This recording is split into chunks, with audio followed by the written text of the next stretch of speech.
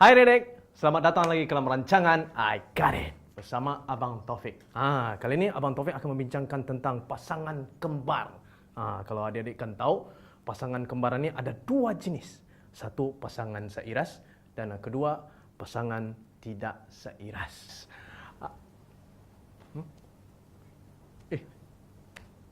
Ini siapa nih? Taufik. Pandai-pandai aku yang Taufik. Kan? Benar kan? Abang Taufik kan?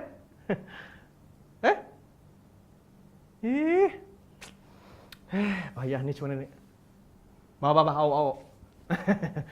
Tidak ada apa-apa Dek. Sebenarnya abang tu kira bagi contoh. Macam mana kalau pasangan seiras?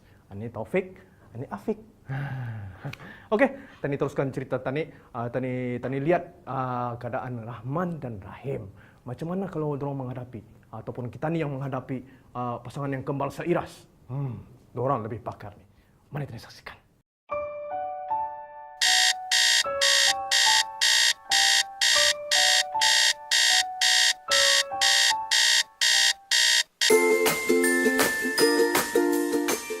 Lai makan lai.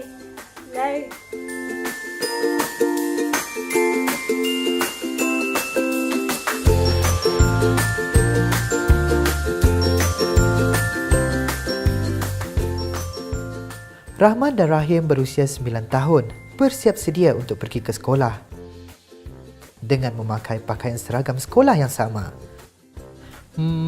Awak Rahman kan? Bukan, aku Abdul Rahim. Amatlah sukar untuk mengenali mereka. Nah, bagaimana pula dengan ibu bapa mereka? Adakah ibunya dapat membezakan yang mana satu Rahim atau Rahman? Perbezaan mereka dapat dikenali dari segi gerak laju lah. Macam sekiranya Abdul Rahman kadang dia slowly sebab dia mendahulukan adiknya macam tu. Walau bagaimanapun, Auda perlu mengenali lebih dekat untuk mengetahui perbezaan mereka. Wajah serupa tidak bererti mereka suka perkara yang sama. Hubungan kami rapat, selalu sama-sama, main bola pun sama-sama, favorite game pun sama-sama, kawan pun sama, main hobi pun sama. Kalau kami kelahi sekejap saya. Rahman dan Rahim mempunyai perbezaan masing-masing dan mereka mempunyai banyak persamaan. Mengenai sifat mereka, sebenarnya sangat banyak persamaan. Mereka dipanggil kembar seiras. Untuk memahami mengapa terdapat beberapa kanak-kanak yang dilahirkan sebagai kembar, kita perlu melihat dengan lebih dekat pada soalan dari mana lahirnya kanak-kanak. Telur ibu dan sperma dari bapa mengandungi semua maklumat penting mengenai diri mereka sendiri seperti dalam contoh warna rambut dan kulit, tetapi juga maklumat yang menerangkan watak mereka sebagai manusia. Dan lagi, para saintis menggelar maklumat genetik. Sperma masuk ke dalam telur dan maklumat mengenai ibu bapa bercantum secara tidak sengaja. Telur dengan sperma di dalamnya akan membentuk anak damit dan membesar dalam perut ibunya. Dengan kembar yang tidak seiras, prosedurnya hampir sama. Satu-satunya perbezaan, terdapat 2 telur dan 2 sperma melalui persenyawaan. Sperma bertemu dengan telur, maklumat genetik ibu dan bapa adalah bercampur-campur. 2 anak damit akan berkembang. Penampilan mereka boleh berubah-ubah begitu banyak seperti adik-beradik dan saudara biasa. Malah, mereka hanya berkembang pada masa yang sama. Dengan kembar seiras seperti Rahman dan Rahim, ia adalah berbeza.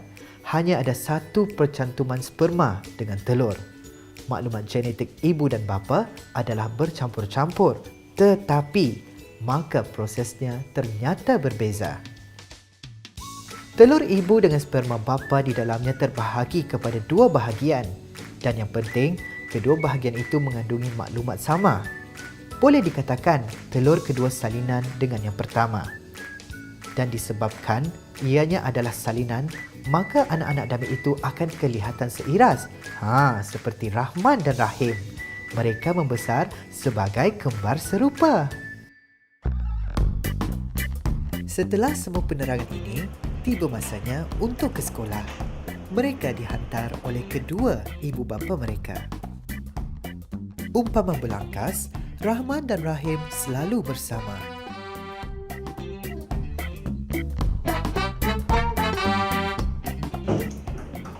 Assalamualaikum.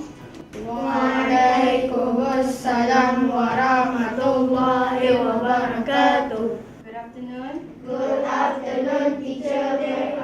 You can sit down now. Rahman dan Rahim dalam kelas yang sama. Pelajaran pertama adalah bahasa Inggeris. Nampaknya cikgunya masih menghadapi kesukaran untuk membezakan antara mereka. Saya boleh membezakan di antara Abdul Rahman dan Abdul Rahim melalui secara semula jadinya dari tahi lalat mereka.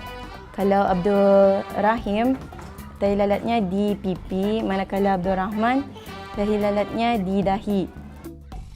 Walaupun telah lama mengenali kembar seiras ini, ada di antara rakan-rakan masih keliru untuk membezakannya.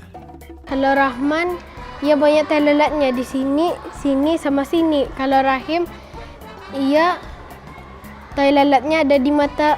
Rahman selalu memakai jaket warna merah dan Rahim selalu memakai jaket warna kuning.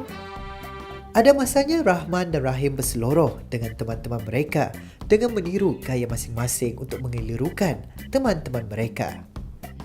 Ketika saya dijumpai oleh abang saya, aku berpura-pura menjadi Rahman. Selalu ulang tapi ingat bila. Rahman sangat suka bahasa Inggeris. Sebaliknya, Rahim tidak begitu menggemarinya. Aku berasa cemburu. Aku pun mau jadi pandai macam dia. Aku tercabar. Aku pun mau juga pandai macam si Rahim.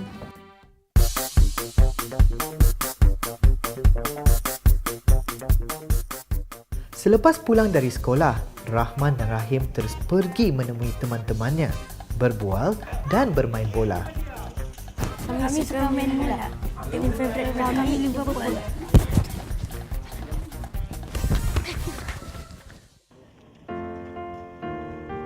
Melalui majlis kesyukuran yang diadakan, Rahman dan Rahim nampak begitu meriah sekali. Apatah lagi, tetamu yang hadir terdiri dari ramai keluarga kembar, pasangan lelaki dan perempuan. Selaku orang tua Rahim dan Rahman, tidak semua kehendak atau keinginan anak-anak mereka dilayan. Ianya tertakluk kepada keperluan dan kesesuaian. Tapi yang hebatnya, Rahim dan Rahman tidak kesal dan merungut jika keinginan mereka tidak kesampaian. Apa yang mereka mahukan itu macam kami dengan sedaya upaya lah. Kemauan yang melampau lah, kalau yang sederhana yang dapat dituruti, insyaAllah Kalau yang berguna, harus kena berikan. Kalau barang yang tidak berguna, tidak payah, tidak kena berikan lagi. Mereka berkumpul dengan wajah ceria di ruang tamu dan ada di kalangan pasangan kembar ini sudah menikah, pasangan remaja dan ada pula yang masih kecil. Memang sukar mengenali mereka kerana wajah mereka seiras. Tambahan pula, setiap pasangan memakai pakaian yang sama. Nah, sudah terjawab tadi kan? Ya, tentu cerita pasal si Rahman dan si Rahim mengenai pasangan kembar. Yang seiras kan? Aulah, pasangan kembar. Seiras lah tu. Okey, adik-adik. Aku akan menutup ni. Okeylah, adik-adik, sampai kita berjumpa lagi dalam rancangan I Got It. Dan saya Taufik. Dan saya Afiq. Taufik dan Afiq. Sampai jumpa lagi. Bye.